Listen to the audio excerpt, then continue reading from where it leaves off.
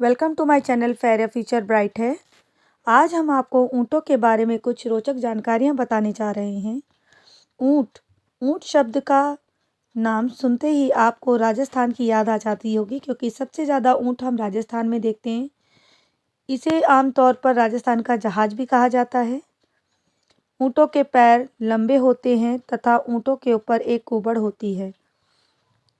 कुछ ऊँट आपने देखे होंगे बहुत ही घने बालों वाले होते हैं। ऐसे ऊँट लेह लद्दाख आदि एरिया में पाए जाते हैं, जो काफ़ी ठंडे होते हैं।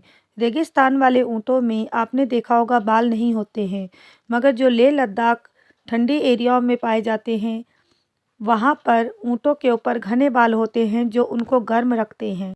ऊँट को रेगिस्तान का जहाज कहा जाता है। भारत में अगर हम राजस्थान का नाम लेते हैं तो हमारे जहन में ऊँट आ जाता है, क्योंकि इसे वहाँ का जहाज माना जाता है। ऊँट बहुत आसानी से रेगिस्तान में चल लेते हैं। हमारे रेगिस्तानों के अलावा दुनिया में और भी रेगिस्तान हैं, जैसे सहारा, थार, ऐसे रेगिस्तान। और इन रेगिस्तानों के अलावा भी तुर्कमेनिस्तान, मिस्र, कजाकिस्तान, अफ़गानिस्तान, टूनीशिया, ओमान, सऊदी अरब, नाइजीरिया, चीन, मंगोलिया, अल्जीरिया, इटीरिया, भारत, संयुक्त अरब अमीरात, यमन और माली, इन सबों में भी ऊँटों को या ऊँटों की कई नस्लों को देखा जा सकता है।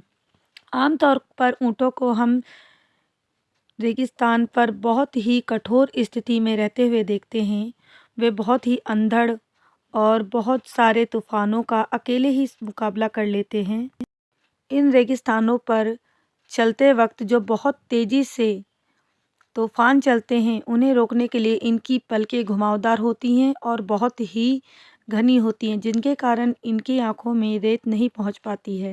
बात करें इनके पैरों की, तो इसके पैर के पंजों की हड्डियाँ चौड़ी व चपटी होती हैं, जो गद्देदार चमड़ी में धसी होती हैं।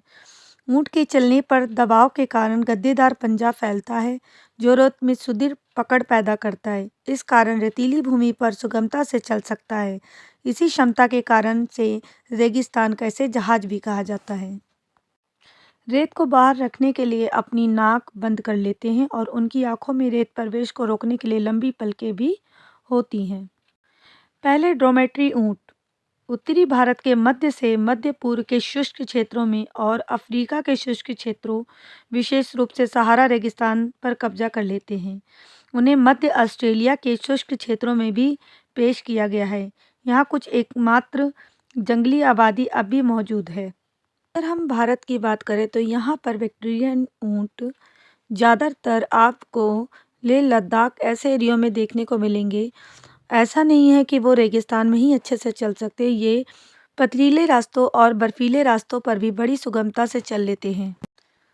राजस्थान के बाड़मेर, जैसलमेर और जोधपुर, बीकानेर के अलावा जालौर, नागौर और पाली जिलों में ऊँट की बड़ी संख्याएं पाई जाती हैं। ऊँटों में कई खासियत पाई जाती है, जैसे ऊँट के आंसुओं में लाइजोम होते हैं, जो बैक्टीरिया, वायरस और कीड़ों को रोकते हैं।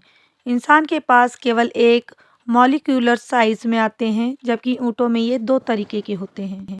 ऊँट के आंसू बहुत चमत्कारी होते हैं और बहुत महंगे बिकते हैं। ऊँटों को मांस के लिए और सवारी के लिए ही नहीं पाला जाता, बल्कि इनका दूध और पेशाब भी बहुत ज़्यादा गुणकारी होता है। जो कारामोज़ा के लोगों का कहना है कि ऊँट का पेशाब न सिर्फ स्वास्थ्य में बल्कि कई गंभीर बीमारियों में भी बहुत गुणकारी साबित होता है। ऊँट के पास दो कुबड़ होते हैं। उनके कुबड़ में वसा जमा होती है, जो धीरे धीरे ज़रूरत पड़ने पर पानी या ऊर्जा में बदलती रहती है।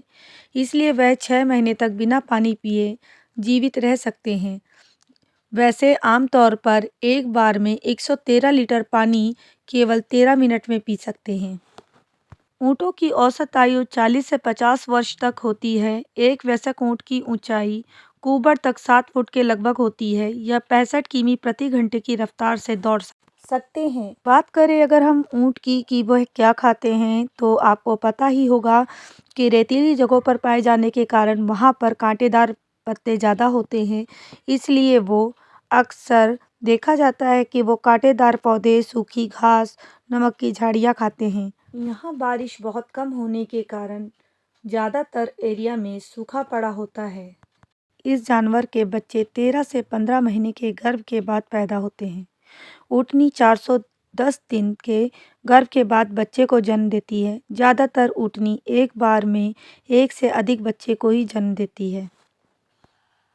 आमतौर पर ऊँटों को देखा होगा जिंदा सांप खिलाते हुए।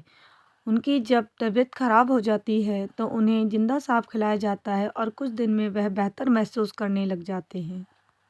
ऊँट आमतौर पर विनम्र होते हैं, लेकिन गुस्सा आने पर वे काट लेते हैं और लात मार देते हैं। उत्तेजित होने पर ऊँट इतनी तेजी से फुदकते हैं कि थूक संयोगवश बाहर निकल जाता है। अक्सर आपने देखा होगा कि ऊँटों की जीभ बाहर निकली होती है।